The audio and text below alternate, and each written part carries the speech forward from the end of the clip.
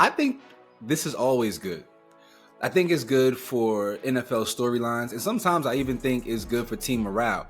Moments like these really can bring groups together. Obviously, the Chiefs have not been playing their best football this season. These kind of moments can turn the corner for them for the rest of the season. Rodney, you know I love a good Sunday night football matchup, and Say for real. we kind of got one last night a little bit. Anyways, the Kansas City Chiefs took down the Detroit Lions 30-17.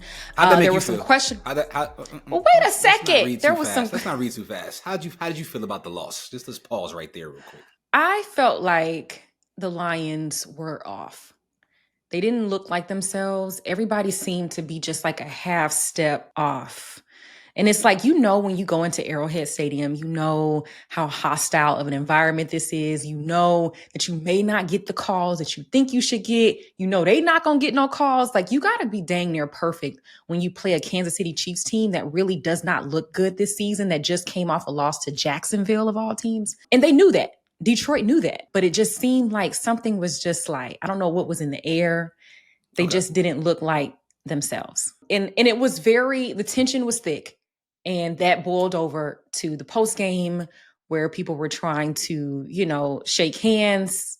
Players did not want to. Long story short, there was a brawl that I did not see coming at all. Brian Branch, it appeared that he was giving the cold shoulder to Mahomes, didn't want to shake his hand postgame. They had words the entire game, right? Like, we saw that clip where Mahomes scored and he was kind of doing like thumbs, all the things that they do.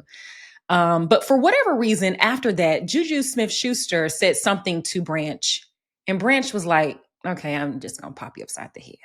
And then that just then he was like taking on like Branch. I mean, it's like now fighting JuJu. He got Isaiah Pacheco on his back. Like, it just like this whole thing, like everybody was fighting. And then there's one guy that I saw, Roderick Martin, who was actually drafted by Detroit a couple of years ago. They released him this offseason. And I didn't even know he was in Kansas City, but he was in the middle of it. I don't really know where I'm sure he's like, hey, I know both of y'all. Like, let's not do that.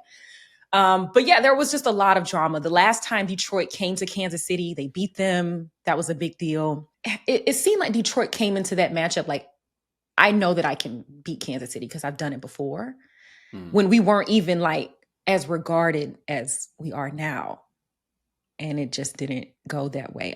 We know that Dan Campbell had to come out and say, like, he was like, we're not doing this. I'm sure he went off on them after the game. And Brian Branch is going to be playing for free for a couple of games, if he even plays. I think this is always good. I think it's good for NFL storylines, and sometimes I even think it's good for team morale. Moments like these really can bring groups together. Obviously, the Chiefs have not been playing their best football this season. These kind of moments can turn the corner for them for the rest of the season. And for the Detroit Lions, the same thing as well. The Lions have had some losses this year that really should have been wins, if we want to be completely honest about it. They didn't play their best game yesterday. We had some uncharacteristic drops from even St. Brown. Like, there was just all things weren't clicking. But as far as like Brian Branch putting his hands on JuJu in that way, I thought it was lowbrow, even though I enjoyed it personally because I love a little wrestling with my football. I didn't think it made sense. I've had shows. I know JuJu personally.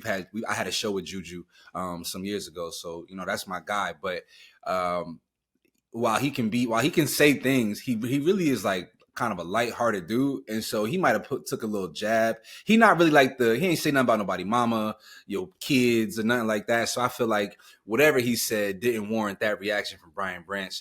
And if you that salty, my boy, then go out and get the win. I know JuJu too well to know that he ain't say nothing like too outside the lines. And JuJu seems to be like one of the most misunderstood players in the league. Like, I just feel like he just has like such a bad rap because of things that he's done in the past, like dancing on logos or just dancing in general. He was the first, and he's the first like social media guy, TikTok guy in the NFL. Kind of before it became cool. Exactly. Before and now it's cool. I saw somebody say that like he really found like a home in Kansas City, because now he's in a receiver room that really welcome him, and they do the same thing. Like you got Worthy and Hollywood Brown. Obviously, Travis Kelce dances sometimes now, but he seems to be very welcomed there, where maybe he wasn't welcomed in Pittsburgh. Yeah. He was an outlier in Pittsburgh. The culture of the Pittsburgh Steelers was not in alignment with social media. Remember, he got in trouble for going live, for live streaming. But nowadays, it's kind of a normal thing. We see this all the time, and it actually helps the NFL. It makes fans feel like they're more invested in what's going on. It attracts a new kind of fan. So back to Detroit. I don't want Detroit to have a bad boy reputation. Because your man is on the staff? No, it's not that. It's just that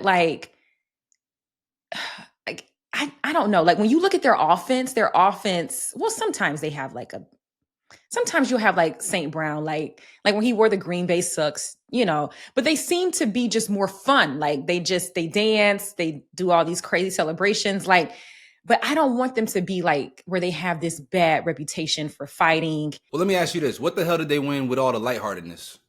With the dancing and the fun? What did they win? I mean, they won last year with it. They were winning this year with it. You think that they should be feared? 1,000%. I think even when you look back at the Patriots dynasty, when you look at the Ravens, when you look at not the Chiefs have a different kind of psychological thing that they bring to the table. You can be feared and you can have a level of physical tenacity, and you can still have some discipline and still have a line in the sand. Anything like hitting players in the head after games is over, that's a different kind of thing. But being a team that people know they have to be ready to go to real battle with, I think bodes well for the Detroit Lions. And, I don't think that teams generally fear the Lions because of the history of the organization, but also maybe changing that narrative and being like, yo, the Lions are hell to deal with.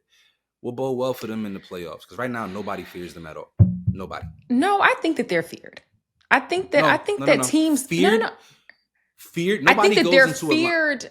I think that they're feared that be just from play level, like just from level of play. I think that that's respect. I think that's well, okay. So then maybe they're respected, and that is a game that people circle. Like, okay, we know we gotta really come up and play. But you're right. Maybe they aren't that scary. They don't have a psychological. They don't have a psychological advantage, which is what all of the great teams generally have, right? Like generally, teams that have like real longevity, like a long level of success, like every four years out of a decade, they're either in the Super Bowl or deep in the conference finals, whatever. Like those teams have some sort of psychological advantage. You feel like, especially in the last 2 minutes of a game, the last 3 minutes of a game, that there's something about that team that makes them uniquely special. Nobody fears Detroit in that way. And that's what I'm saying. Like people know that Detroit can play football.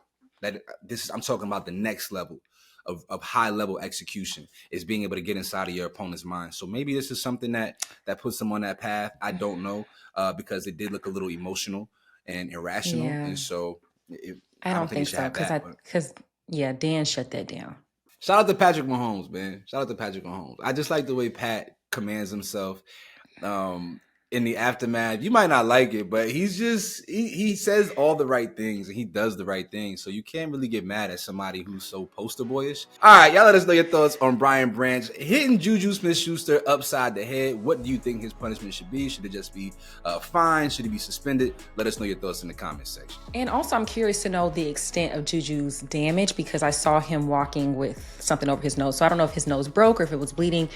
But anyways, also we have a link in our description box for a newsletter that we have for you all that has all of the latest topics in sports happening right now. Please go check that out.